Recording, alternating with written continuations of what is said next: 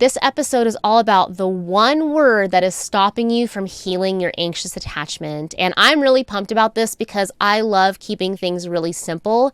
Your brain loves simplicity. And when we can start seeing when we use this word that is actually stopping us from healing, then we can work on taking it out. So it's going to be really short and sweet, this episode. And I'll also, towards the end, we'll go over first the word that you want to stop saying. And towards the end, I'll share the word that you want to use instead. All right. So let's dive in. And if you're new here, I'm Claire, and I love helping overachieving girlies who overthink to be as successful in their romantic life as they are in the world. Because, hey, if you're here, if you've landed here, it's a high probability that you are a real go-getter, you can GSD, and it's just not working when it comes to your relationship. So if that's you, honey, you're in the right spot. So let's dive in. And the reason I wanted to do this episode is because I've noticed this recently with some of my clients where they were asking the wrong question, not necessarily with me. It was how their brain was seeing the situation.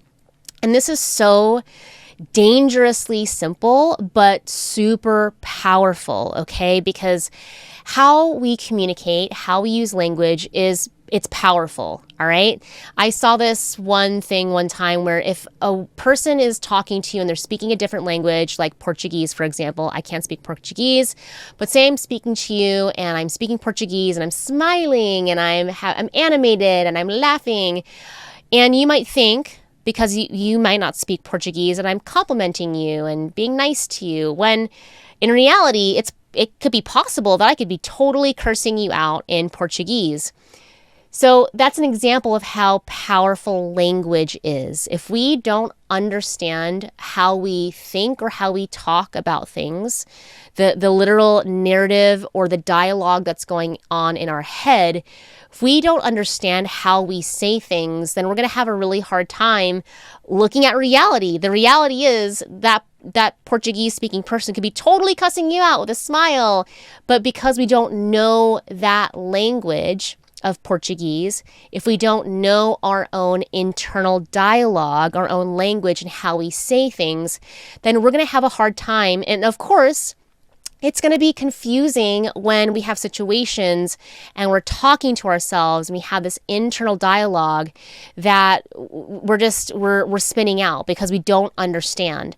And we can not understand concepts even when we speak English. I mean, this is not new, but it's important we start to look at how we subconsciously talk to ourselves. And this is not deep shadow work, but it's literally how are you talking to yourself that really can impact your reality.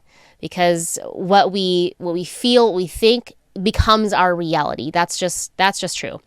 So I've noticed this with a couple of my clients this week where a few of them kept saying this word. They were asking questions with this word. And I absolutely feel that this one word it's just low vibration when it comes to making change or transforming or taking action.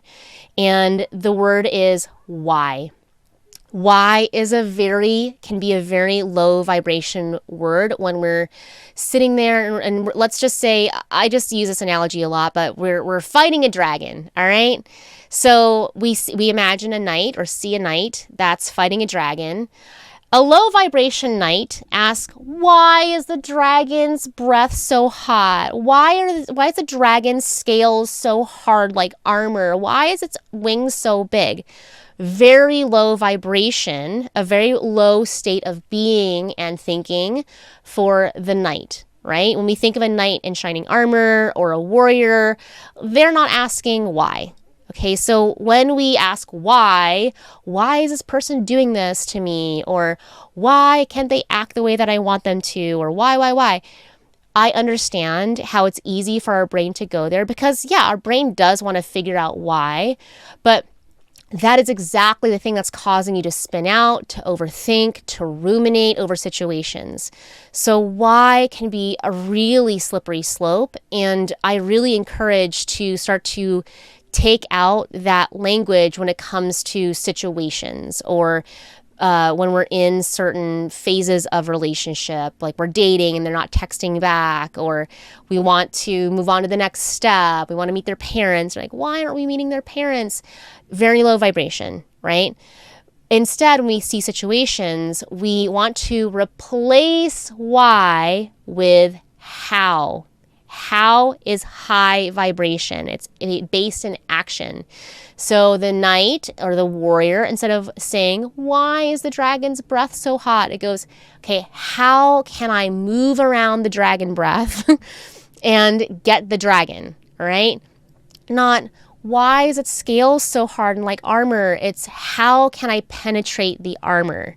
How can I pierce with my sword the armor or the scales? Instead of saying, why is its wings so big and just blowing me all over the place? How can I maneuver around the wings? How can I get the dragon to stay on the ground? So, this is like really, we just changed one word. And one word, changing one word can be so powerful in the outcome. All right. Just so imagine the knight that's like, why is your breath so hot? Why? Versus the knight that says how, right? Because how is based on action. It's based on curiosity. It's not this low vibration of why is it happening to me? So when I encourage you to start changing how you say things, just one word can make such a huge difference in your life when you start to understand the language with which you talk to yourself, the language with which you say things. You can literally stop the self-sabotage in its place, because self-sabotage starts with why. Right? Why is it happening to me? Why can't I do this? Da, da, da, da. Instead, higher vibration encourages you to ask the how. So speaking of self-sabotage, I'm so excited because the self-sabotage slayover, the masterclass with so many different components in it, we're going to dive into how to tangibly build your self-trust so that you can stop the self-sabotage. It's a self-sabotage slayover because we're going to make over how you self-sabotage. And we're going to slay your self-trust. And there's so many components to that. I'll be launching that and dropping that on my Instagram here soon. So stay tuned. And I'm really excited because self-sabotage, I have an episode on that. It's a really big conversation. And if you want to stop the self-sabotage with overthinking or procrastinating in your relationship, like, for example, maybe you are dating somebody and you need to break it off. That's procrastination. Perfectionism. Maybe you have these unrealistic expectations for a relationship.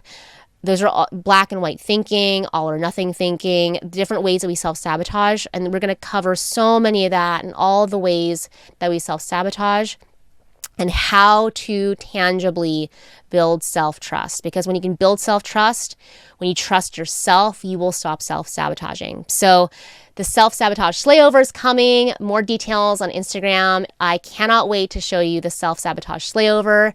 And you're rocking it. Keep going. Mwah.